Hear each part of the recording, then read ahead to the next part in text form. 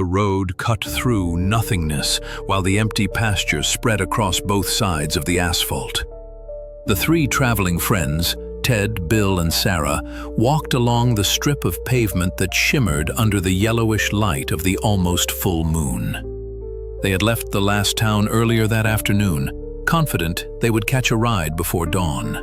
Several cars and trucks had passed them during the late afternoon, but no one had stopped to offer them a lift. The silence of the highway was almost sepulchral, broken only by the steady sound of worn-out boots against the ground. "We need to find a place to rest," Ted complained, adjusting the backpack on his shoulders. "It's almost 11 at night and my legs can't take it anymore." "There's a gas station up ahead," Bill said, pointing to a shapeless shadow rising at the roadside. "I saw it on a sign a few miles back. It's probably closed, but at least we can sit down, drink some water, and plan the rest." Sarah sighed, her cold sweat sticking her hair to her forehead. She was the toughest of the three, but even her patience and energy had been drained by now. "Better than nothing. Let's hurry and get to that station." The gas station emerged from the darkness like an abandoned carcass. The sign, which once advertised cheap fuel, was unlit, and the convenience store windows reflected nothing but the moon. No cars, no signs of life. The silence here was different, heavy, as if the night itself were holding its breath. "Abandoned," Bill muttered, kicking a crushed can that clinked on the asphalt. "But we can use the canopy to sleep a bit. At least we won't get wet if it rains." They approached. The air reeked of rust and old oil. The fuel pumps were chained shut, and the convenience store door had wooden planks nailed across it. The wind whistled through the cracks. Ted threw his backpack to the ground and sat, exhausted. "Tomorrow morning we hit the road again. We just have to make it through the night." "I don't know," Sarah murmured, staring at the dense forest behind the station. The trees formed a dark wall, as if hiding something. "This place feels weird." Ted laughed nervously. "Come on, it's just an old gas station. The worst thing here is rats." But none of them truly believed that. When the clock struck midnight, the silence shattered with a long, distant howl. It sent shivers crawling up their arms and necks, like invisible claws scraping their bones. It came from the forest, echoing through the station, until it faded into the highway. Sarah flinched. "That wasn't a dog." Ted's face hardened. "Must have been a wolf. These woods are full of things." "There are no wolves here, Ted." Bill's voice trembled. "That was something else." The second howl came, closer this time. Then silence, deafening silence. Their hearts pounded, the air thick with a fear they had never known. "We'd better stick together," Sarah said. "No splitting up." The sound followed. Branches snapping, leaves crushed under a heavy weight. Something charging out of the forest.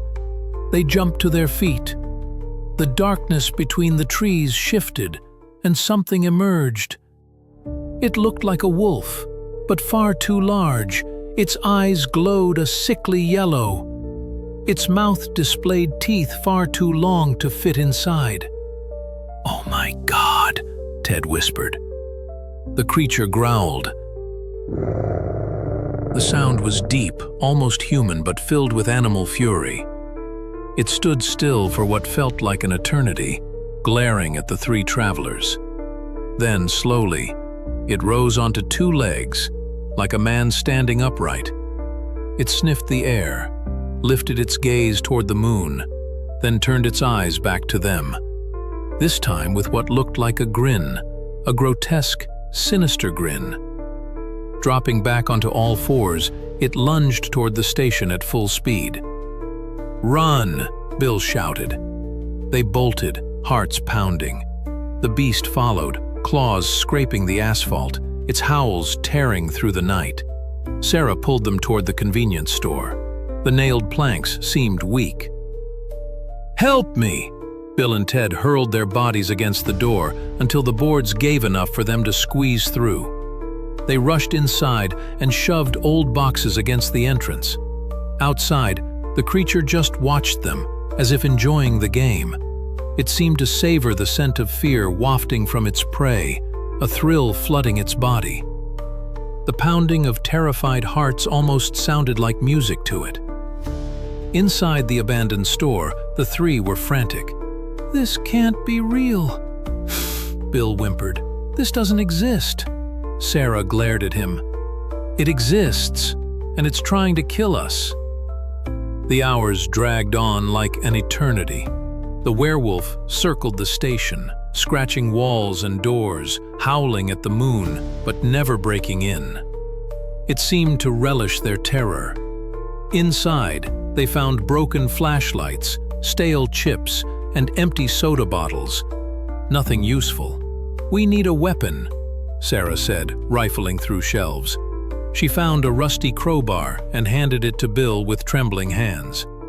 "If it comes in, we don't just sit here." Sarah grabbed a broken glass bottle, fashioning a crude knife. Ted hesitated, then picked up a wooden shelf plank. Outside, the beast lingered. Through the cracked window, they caught glimpses of it. Tall, muscular, its black fur glistening under the moon, eyes fixed, hungry. Time refused to move. Every minute stretched into forever. Around 3 in the morning, the noise stopped. Silence again, so sudden it hurt their ears. They exchanged glances. Maybe it was gone. "Think it left?" Ted asked hopefully. "No," Sarah said firmly. "It's waiting." She was right. Soon after, a thunderous blow shook the door. The werewolf was breaking in. It rammed the door again and again until the wood gave way. Bill reacted first, swinging the crowbar and striking its arm. The beast roared but didn't retreat, slashing him across the chest and throwing him into a shelf. Bill screamed in pain but staggered back up. Sarah lunged with the glass bottle, stabbing at its neck. The jagged glass pierced flesh. The monster howled, shoving her into the wall. The impact knocked the breath out of her. In desperation, Ted smashed the wooden plank against its head. The wood splintered uselessly, but the moment's distraction gave Sarah time to rise. "To the kitchen!" she shouted. They dashed to the back, slamming shut a metal door to the storage room. The werewolf hurled itself against it, bending the rusted iron with each blow. The storeroom was dark, filled with old boxes and tools. Sarah searched desperately and found a lighter on the floor. "If there's fuel in here, we can use fire," she said, her voice shaking. Bill, limping, pointed to canisters in the corner. The strong smell confirmed it. Gasoline. "Perfect," Sarah gasped. "If it comes in, we burn it." The pounding grew louder. The metal buckled further. "What if it doesn't work?" Ted trembled. Sarah met his eyes, grim. "Then we die fighting." The door burst open. The werewolf charged in, saliva dripping from its jaws. Sarah hurled gasoline, drenching the creature. Bill flicked the lighter and threw it. Flames engulfed the beast. The storeroom lit up in fire. The monster shrieked, writhing in agony, knocking over boxes as smoke filled the air. "Run!" Ted cried. They escaped through the back door, plunging into the forest. Behind them, the fire blazed like a hellish beacon. The stench of burning flesh mingled with gasoline. But deep in the woods, when the glow faded, a howl echoed, distant but alive. "It didn't die," Bill murmured weakly. Sarah clenched her fists. "Looks like it didn't. And now it's furious. We just have to make it until dawn." The forest was a maze of shadows. They stumbled over roots, branches clawing their arms. The werewolf hunted them, its howls drawing closer. "He's toying with us," Ted wheezed. "He's wearing us down," Sarah thought quickly. "The moon will set in a few hours. If the legend's true, it can only hunt until sunrise. We just need to survive." They found an abandoned cabin in the woods, likely once used by a lumberjack. The walls sagged, but it offered shelter. "Last chance," Sarah said. "We make our stand here." They barricaded the door with rotten furniture. Bill found an old hatchet, Ted a rusty chain, and Sarah another lighter. For a few moments, silence. Then, heavy footsteps. The werewolf approached. The attack was brutal. It smashed the door down with ease, golden eyes glowing. Bill swung the hatchet, striking its shoulder. Ted seized the chance to wrap the chain around its arm, trying to hold it back. The fight was desperate. Claws slashed through the air. Furniture shattered. Blood spilled. Theirs and the beast's. Sarah waited for the right moment. When it lunged for Ted, jaws wide, she leapt forward and shoved the lit lighter into a rag soaked in gasoline she had prepared. The explosion of fire consumed the cabin. The three friends dove out the window, rolling onto the damp ground. Inside, the werewolf let out a final agonizing howl. Then only the crackle of burning wood remained. Soon, the entire cabin was ablaze. The sun slowly rose, painting the sky orange. Smoke curled above the forest like a veil. Exhausted and wounded, the three made their way back to the road. No sign of the creature, only silence. Bill limped, Ted still trembling, Sarah's eyes fixed on the horizon. They had survived. On the empty asphalt, they waited until a truck appeared. The driver stopped, shocked to see three young people covered in blood and ash. "What happened to you?"